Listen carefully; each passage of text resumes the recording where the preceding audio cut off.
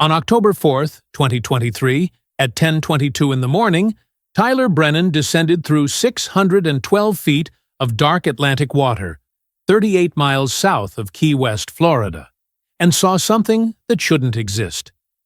Tyler was 39 years old, a commercial salvage diver with 15 years of experience, and a PADI Master Diver certification he'd earned back in 2008. He was also a divorced father of a 12-year-old daughter named Emma, who thought her dad had the coolest job in the world, even if it meant he missed half her soccer games because he was underwater somewhere off the coast of Florida, doing what most people only saw in movies. This particular dive was supposed to be routine. Neptune Maritime LLC, a cargo recovery company Tyler had never worked with before, had hired him and his dive partner Cassidy Wolf to investigate a sunken vessel that had gone down 3 weeks prior, somewhere in the Straits of Florida. The client said it was a mid-sized cargo ship carrying electronic components, lost during a sudden storm on September 12th. No distress signal, no survivors, just gone. Insurance companies wanted confirmation of the wreck's location and condition before paying out claims. Standard job, standard pay, nothing unusual except that Neptune Maritime had wired the $50,000 deposit within 6 hours of Tyler accepting the contract, which was faster than any client he'd ever worked with. Tyler and Cassidy reached the site just after 9 in the morning, their salvage boat anchored above the coordinates Neptune had provided. The water was calm, visibility decent, conditions about as good as you could ask for at this depth. Tyler was using a closed-circuit rebreather and trimix gas, the only safe way to dive below 600 feet without turning your brain into soup from nitrogen narcosis. Cassidy stayed on surface support initially, monitoring his vitals and maintaining communication through the hardline tether. They'd worked together for 8 years, and Tyler trusted her with his life, which is exactly what you do when you descend past recreational limits into technical diving territory where mistakes don't give second chances. The descent took 43 minutes, dropping through layers of decreasing light until Tyler's helmet lamps were the only illumination in a world of blue-black nothing. His dive computer showed depth, gas mixture, and decompression obligations scrolling across the display, all the numbers he needed to stay alive. At 612 feet, his sonar pinged the wreck, and Tyler adjusted his buoyancy to approach slowly, letting his eyes adjust to what his lights revealed. What he saw made no sense. The cargo ship was there, yes, a 160-foot vessel sitting on the seafloor with its hull cracked open like an eggshell. But it wasn't resting in a debris field the way ships normally settle when they sink. It was positioned in a perfect circle around something else, the debris spread outward in a radial pattern, every piece of wreckage pointing away from a central point. And at that central point, directly beneath where the ship's midsection should have been, was a hole. Not a crater, not a depression, but a geometrically perfect circular hole in the seafloor, 89 feet in diameter according to Tyler's sonar, with walls that descended straight down into darkness his lights couldn't penetrate. Tyler had seen sinkholes before, underwater caves, collapsed limestone formations. This wasn't that. The edges were too clean, too precise, like someone had taken a massive drill bit and cored out a section of ocean floor. He swam closer, his breathing steady despite the pressure trying to squeeze his lungs flat, and ran his gloved hand along the rim of the hole. The surface was smooth, almost polished, and when he directed his helmet camera downward into the opening, his sonar readings went haywire. According to the readout, the hole descended past 2,400 feet, possibly deeper, the signal losing coherence beyond that point. But that was impossible. The seafloor topography in this region didn't support formations deeper than 800 feet. And besides, holes don't just appear with perfectly symmetrical walls that look machine-tooled. Tyler's comm crackled, Cassidy's voice cutting through the static. "Tyler, I'm seeing weird readings on your depth gauge. It keeps spiking." "You okay down there?" He was about to respond when he noticed something else, something that made his stomach drop despite the weight belt keeping him neutrally buoyant. The cargo ship's hull wasn't just cracked, it was bent inward, the metal twisted and compressed, as if enormous pressure had pulled it down into the hole, not outward from an impact or explosion. Ships don't sink like that. Physics doesn't work like that. "Tyler?" Cassidy's voice again, more insistent. He keyed his microphone. "I'm seeing something. Stand by."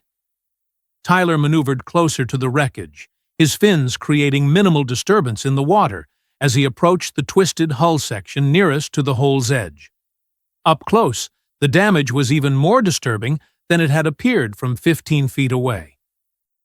The steel plating wasn't torn or sheared the way metal looks after a collision or explosive decompression. It was compressed and folded inward, the layers bent back on themselves in concentric circles like someone had grabbed the ship from below and crushed it, the way you'd crumple a soda can in your fist. Tyler had salvaged dozens of wrecks in his career, everything from pleasure boats to commercial vessels, and he'd never seen structural damage that looked like this. Metal under extreme force tears, it doesn't fold. And it certainly doesn't fold with such perfect symmetry. Every twisted beam pointing down toward the center of that impossible hole. He checked his dive computer out of habit, confirming his depth at 612 feet, his gas mixture optimal, his no decompression limit long since exceeded, which meant he was committed to a staged descent no matter what he found down here. The computer showed his bottom time at 18 minutes and counting, each additional minute down here adding more time to his mandatory decompression stops on the way back up. Cassidy would be tracking all of this topside, calculating his ascent schedule, making sure he had enough gas in his tanks to complete the dive safely. Technical diving wasn't about bravery. It was about mathematics and discipline. And Tyler had survived this long by respecting both. He swam to the rim of the hole and aimed his primary light straight down into the opening. The beam penetrated maybe 60 feet before the darkness swallowed it completely, and his helmet camera captured what his sonar had already told him. This thing went deep, far deeper than anything natural should exist in this part of the Atlantic. Tyler's thermometer, which had been reading a steady 38 degrees Fahrenheit since he'd reached depth, suddenly spiked to 52 degrees, then dropped back to 41, then jumped to 68, all within the span of about 10 seconds. He tapped the gauge, thinking it was malfunctioning, but the temperature fluctuations continued, random spikes that made no physical sense. Water temperature at this depth should be stable, varying by maybe 1 or 2 degrees at most, not swinging 30 degrees in both directions like he was swimming through thermal layers that shouldn't exist. "Cassidy, I'm getting anomalous temperature readings down here," Tyler said into his comm, his voice sounding strange in his own ears, compressed and hollow from the helium in his gas mix. "Also, this hole, it's not natural. I'm going to get closer. Document what I can." "See?" Static answered him for 3 seconds before Cassidy's response came through, broken and distorted. "Copy that. Watch your time. You're at minutes." The comm quality was degrading, which was unusual. The hardline tether should provide clean audio even at this depth, but Tyler filed that concern away for later and focused on the hole. He descended another 10 feet, positioning himself directly above the opening, and that's when he noticed the walls. They weren't just smooth, they were polished, the surface reflecting his lights in a way that bare rock or sediment never could. He reached out and touched the wall, his glove making contact with something that felt almost glassy. Definitely not limestone or basalt, or any volcanic formation he recognized.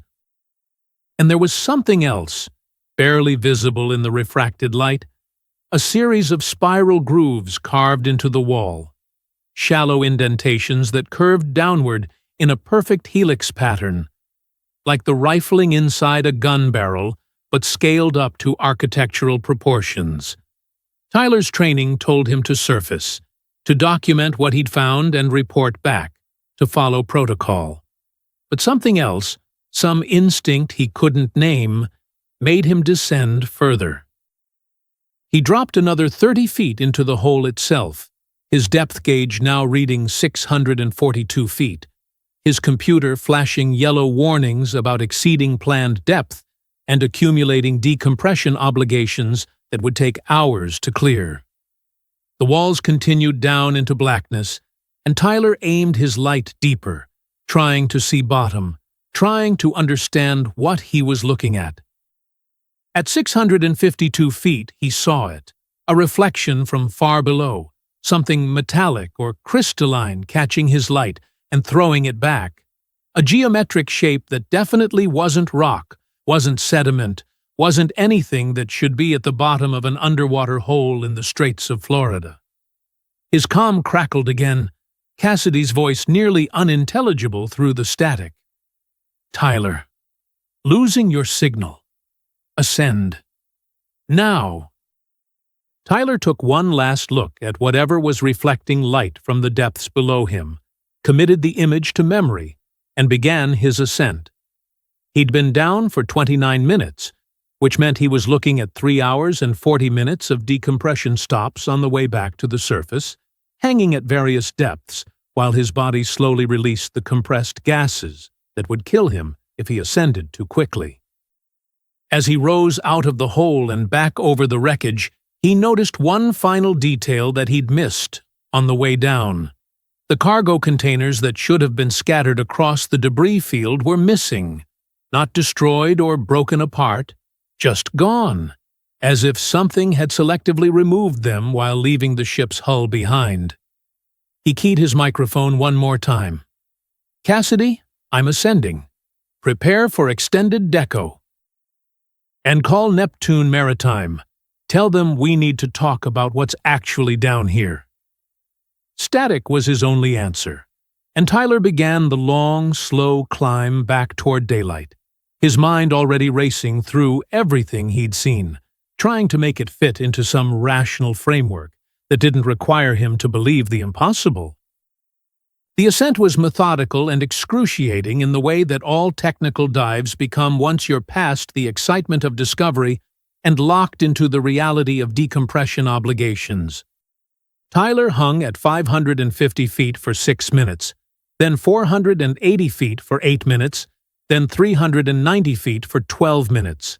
Following the schedule his dive computer calculated in real time, breathing his trimix and watching the minutes tick by, while his body slowly released the nitrogen and helium that had saturated his tissues under pressure. Cassidy had gone silent on the comm about halfway through his first stop. The connection degraded to nothing but static and occasional fragments of words that made no sense. So Tyler was alone in the water with his thoughts, and the growing certainty that what he'd seen at the bottom wasn't something any salvage diver should have found during a routine cargo recovery. He surfaced at 2:47 in the afternoon, nearly 4 hours after he'd first descended, his neck stiff from holding his head tilted back during the shallow stops, his body exhausted from the physical demands of breathing dense gas under pressure for that long. Cassidy was waiting on the dive platform, and she grabbed his gear the moment his head broke the surface, helping him out of the water with the practiced efficiency of someone who'd done this hundreds of times before. She was 27 years old, 8 years younger than Tyler, with the kind of wiry strength that came from years of hauling dive equipment and the sharp focus that separated good tech divers from dead ones. She'd been unusually quiet, as she helped him strip off his rebreather and buoyancy compensator, and Tyler noticed her hands were shaking slightly as she worked, which wasn't like her at all. "What happened to the comm?" Tyler asked, pulling off his hood and running a hand through his sweat-soaked hair. "I lost you about an hour into deco." Cassidy glanced toward the boat's cabin, then back at Tyler, her voice low. "We have a problem. Coast Guard is here." Tyler blinked, still processing the shift from underwater to surface reality. "What do you mean here? Did you call them?" "No, they just showed up, about 30 minutes ago. 3 vessels, Tyler, including a cutter.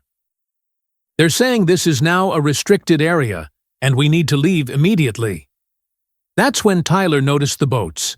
2 rigid hull inflatables and a larger Coast Guard patrol cutter, maybe 87 feet long, positioned in a loose triangle around their salvage vessel. He could see uniformed personnel on deck, and one of them was watching their boat through binoculars, not even trying to be subtle about it. Tyler checked his watch, doing the mental math. He'd surfaced at 2:47. Cassidy said they'd arrived 30 minutes ago, which meant the Coast Guard had shown up at approximately 2:15, maybe 2:20 at the latest. Key West was 38 miles north of their current position. Even at the Coast Guard's top speed, that was at least an hour-and-a-half travel time, probably closer to 2 hours, accounting for coordination and deployment. Which meant they would have had to leave Key West around 12:30 or 1 in the afternoon, right around the time Tyler was still on the seafloor, examining that impossible hole. "Did you contact Neptune Maritime?"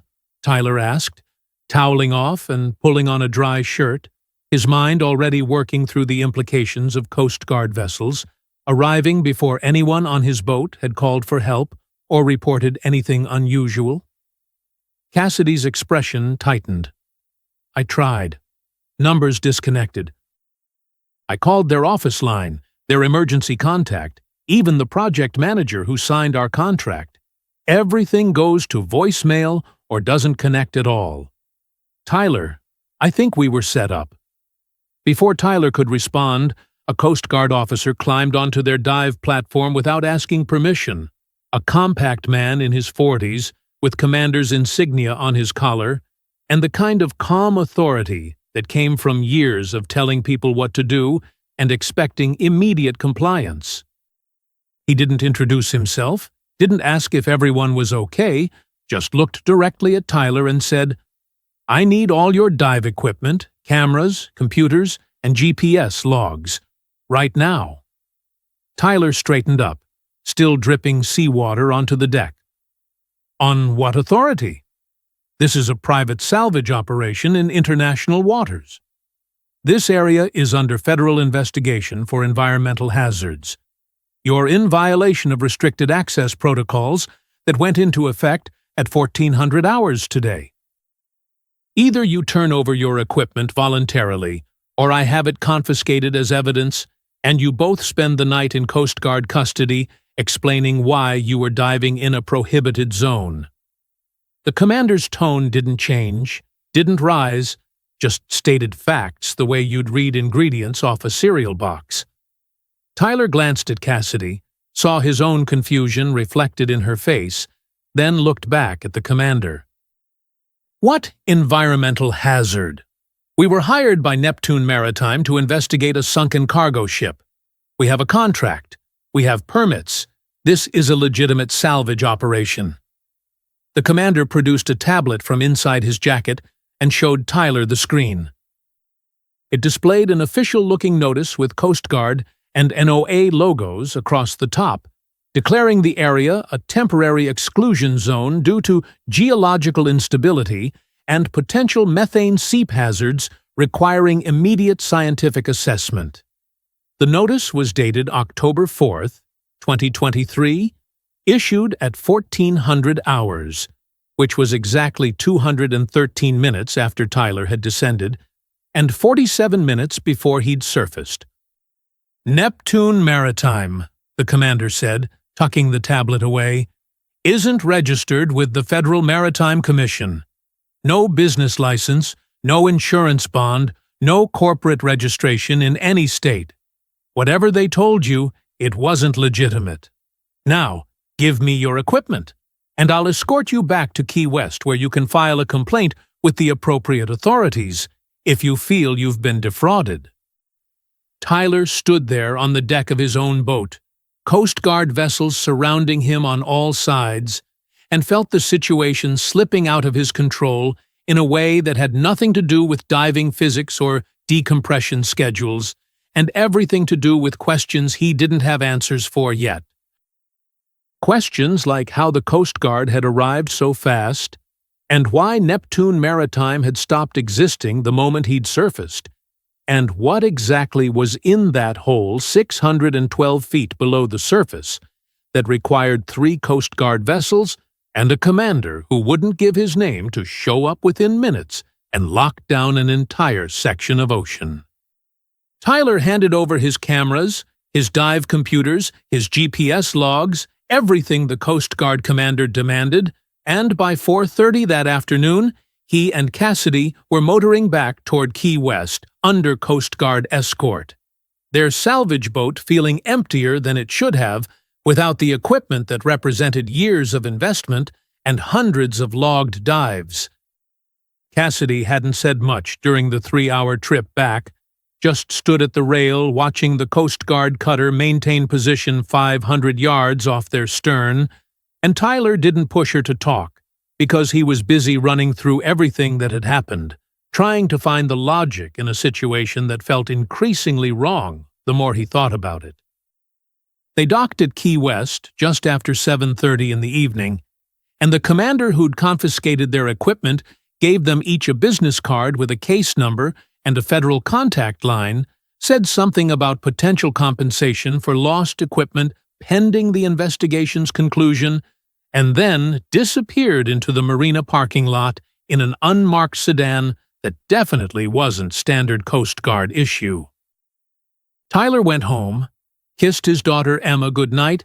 Even though she was already half asleep in front of the television doing homework she'd probably started 20 minutes earlier, then locked himself in his home office and started searching. He pulled up Neptune Maritime's website, except the website was gone, just a domain parking page saying the site was under construction. He tried the phone numbers from the contract, got disconnected tones or voicemails for numbers that were no longer in service. He searched corporate registries in Florida, Delaware, Nevada, every state where maritime companies typically incorporated, and found nothing.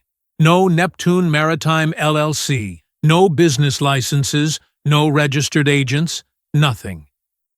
The company had existed long enough to wire him $50,000 and send him coordinates for a dive site, and then it had vanished like it had never existed at all. That's when Tyler started searching for similar incidents, typing variations of underwater hole, unexplained seafloor formation, and salvage dive anomaly into search engines and diving through forums and social media posts and archived news articles. He found 3 accounts that made his hands stop moving on the keyboard. One from September 2019, a tech diver named Marcus, posting on a deep diving forum about finding a perfectly circular shaft off the Cayman Trench during a wreck exploration, describing walls that looked machined and temperature anomalies that spiked randomly. The thread had 43 replies before it was locked by moderators and eventually deleted, but Tyler found it cached on an Internet Archive site. Another from May 2020, a commercial diving company in the Bahamas reporting equipment malfunctions and unusual sonar readings near a geological depression in the tongue of the ocean. The post removed from their blog 3 days after publication. And a third from January 2021, a marine biology student describing finding something during a submersible survey near the Blake Ridge that shouldn't exist at that depth. The entire research blog taken offline 6 weeks later. Tyler screenshot everything, saved copies to 3 different cloud storage accounts, and sent encrypted emails to himself with subject lines that looked like spam, so anyone monitoring his correspondence would hopefully ignore them. Then he did something he rarely did. He reached out to someone he'd met at a technical diving conference 4 years ago, Dr. Rachel Kwan, a marine geologist at UC San Diego who specialized in seafloor formations in the Caribbean and Gulf of Mexico. He sent her an email at 11:30 that night, kept it vague, just said he'd found something during a dive off the Straits of Florida that didn't match any known geological formation, and could she spare 20 minutes for a video call the next day. She replied at 6:15 the following morning, said she could talk at 9, and when Tyler connected the call at exactly 9 o'clock, she was sitting in her university office surrounded by core samples and seismic charts. A woman in her mid-40s with graying hair pulled back in a practical ponytail and the kind of focused intensity that academic researchers develop after spending years explaining their work to people who don't understand it. Tyler described what he'd seen without mentioning the Coast Guard response or Neptune Maritime, just the physical characteristics of the hole, the dimensions, the depth readings, the polished walls with spiral grooves. Rachel listened without interrupting, her expression shifting from polite interest to something else. Something that looked like recognition, or maybe concern. When Tyler finished, she was quiet for almost 15 seconds before she said, "That's not geologically possible. Sinkholes, blue holes, volcanic vents, none of them produce perfectly cylindrical shafts with machined walls. And the spiral pattern you're describing, that suggests material removal through rotational force, like drilling. But the scale you're talking about, 89 feet diameter over 600 feet deep, that would require equipment and energy expenditure that doesn't exist for seafloor operations." "Tyler, where exactly did you see this?" He gave her the approximate coordinates, and Rachel pulled up a bathymetric map on her second monitor, zooming into the Straits of Florida. "There's nothing on record in that area. No geological surveys, no reported anomalies, nothing flagged by NOAA or USGS. If what you're describing is real, it appeared recently, or someone's been suppressing information about it for a long time." Tyler's phone buzzed with a text message while Rachel was talking. A number he didn't recognize, no caller ID, just an anonymous string of digits. The message said, "Stop asking questions about Neptune Maritime. Stop searching for similar incidents. They're watching your browser activity and your email. Meet me on encrypted chat if you want real answers." Then a link to a secure messaging platform Tyler had heard of but never used, followed by a username, Mariner_7. He looked back at Rachel on the video call. "I need to go. Thank you for confirming I'm not crazy. If anyone asks you about this conversation, maybe, I don't know, maybe say we talked about recreational dive sites in the Keys or something generic." Rachel's eyes narrowed. "Tyler, what else happened on that dive? What aren't you telling me?" "I'll explain later. Right now, I need you to not be involved in whatever this is." He ended the call before she could object, downloaded the encrypted messaging app, and clicked the link. The encrypted chat interface loaded with no branding, no logo, just a blank screen and a blinking cursor. Tyler typed, "Who are you?" and waited. The response came back in 11 seconds. "Former Navy submersible operator, 22 years. Saw things I wasn't supposed to see. Asked questions I wasn't supposed to ask. Now I'm watching from outside the fence. You found one of the holes. Straits of Florida, 38 miles south of Key West. 612 feet down, 89 feet diameter. Walls like polished glass. Spiral grooves descending into darkness. How am I doing?"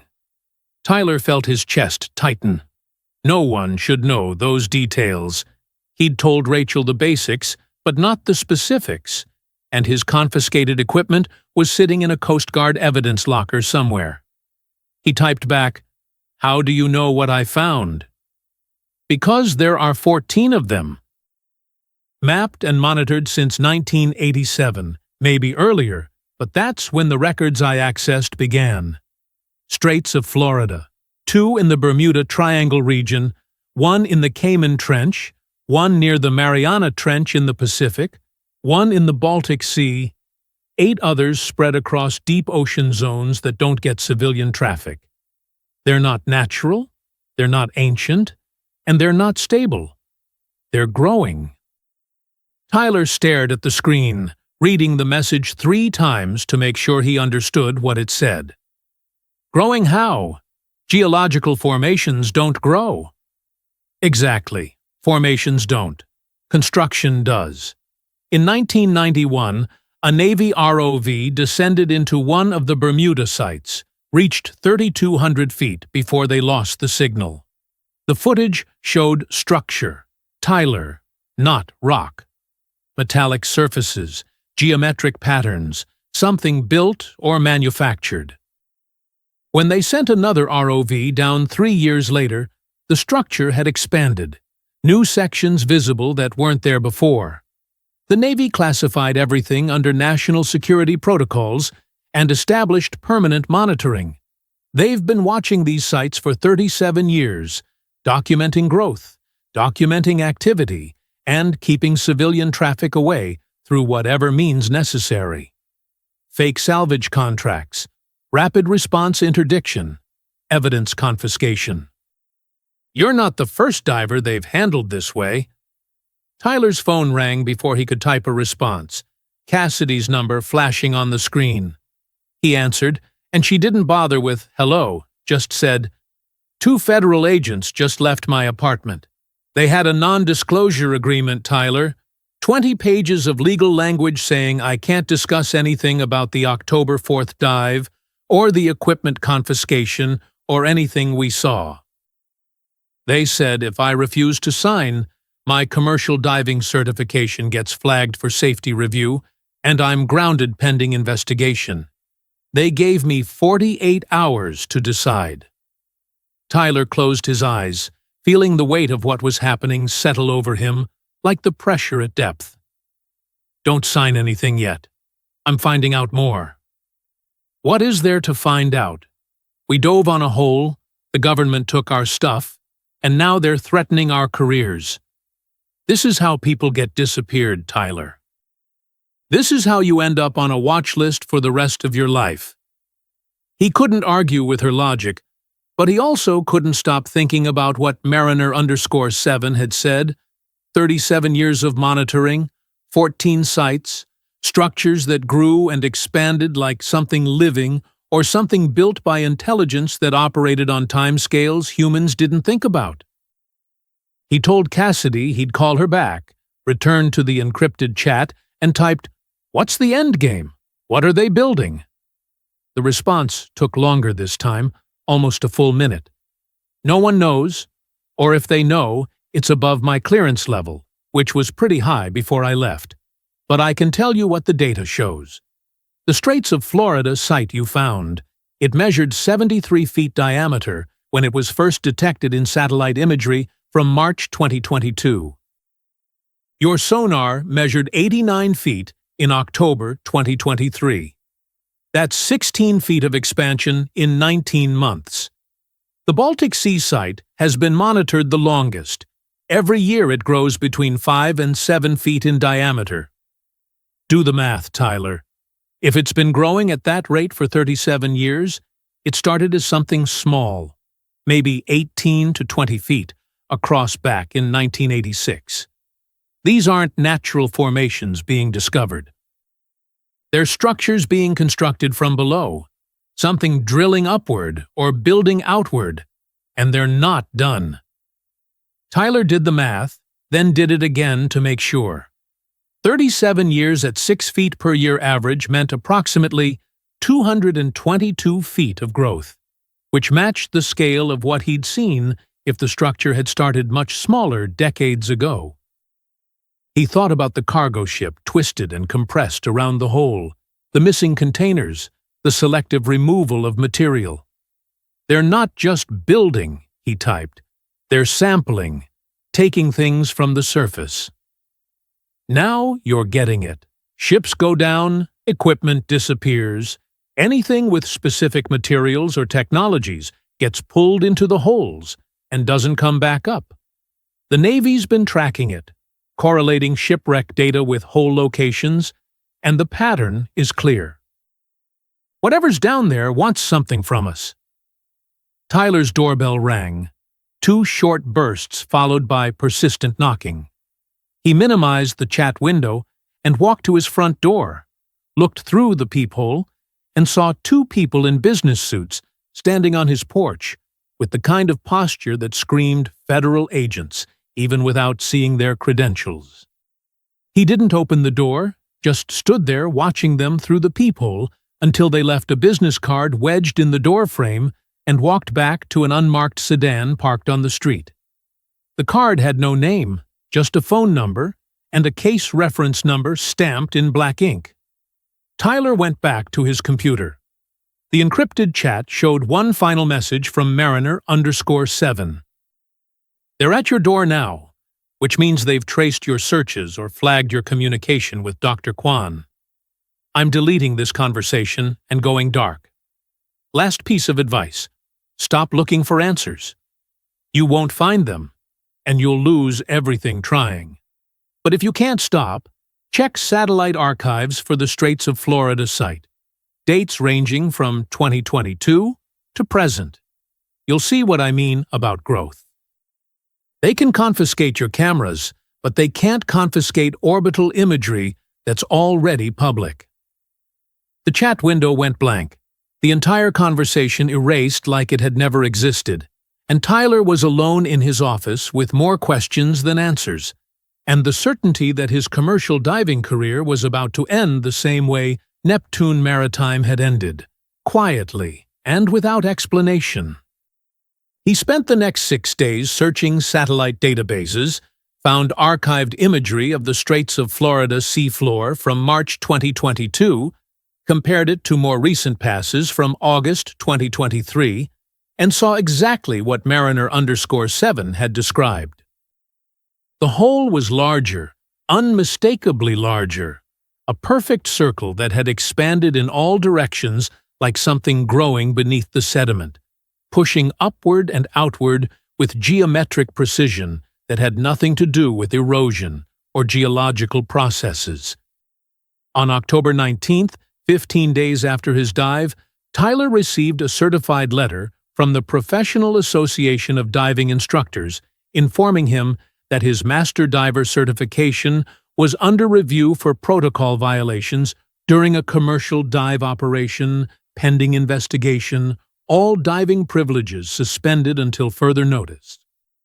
Cassidy called the same day, said she'd signed the non-disclosure agreement because she had a mortgage and a career she wasn't ready to destroy. And she was sorry, but she couldn't talk to him anymore about anything related to October 4th. Dr. Rachel Kwan stopped returning his emails, and when he checked UC San Diego's Marine Geology Department website, her faculty profile was gone, replaced by a generic message about staff transitions and restructuring. Tyler doesn't dive anymore, hasn't been underwater since that day in October 2023 when he descended 612 feet and found something that wasn't supposed to exist. He works at a marina now, fixing boat engines and doing maintenance, jobs that keep him near the ocean but not in it. Sometimes at night, he pulls up satellite feeds, checks the coordinates he's memorized, and watches the Straits of Florida sight on thermal imaging and sonar composite maps that governments publish without realizing what they show. The hole is still there, still growing. And according to the most recent leaked data Tyler found on a forum that got shut down 3 days after he accessed it, there are now 19 holes, not 14. 5 new sites detected since 2023. Each one growing at a measurable rate, each one monitored by agencies that won't acknowledge they exist. Tyler sits on his porch sometimes, watching the ocean, thinking about structures being built beneath thousands of feet of water, thinking about the 37 years of construction or growth or whatever process is happening down there in the dark. He thinks about the spiral grooves in the walls, about ships being pulled down and stripped for materials, about the geometric precision of openings that expand exactly 6 feet per year. And he thinks about the question no one will answer, the question that keeps him awake at night, even though he knows he'll never get a response that makes sense. Who's building down there? Where did they come from? And what happens when whatever they're constructing is finally finished? The ocean doesn't answer. It just keeps moving, keeps breathing, keeps hiding whatever's growing beneath its surface. And Tyler keeps watching, because someone has to, even if no one wants to hear what he's seen.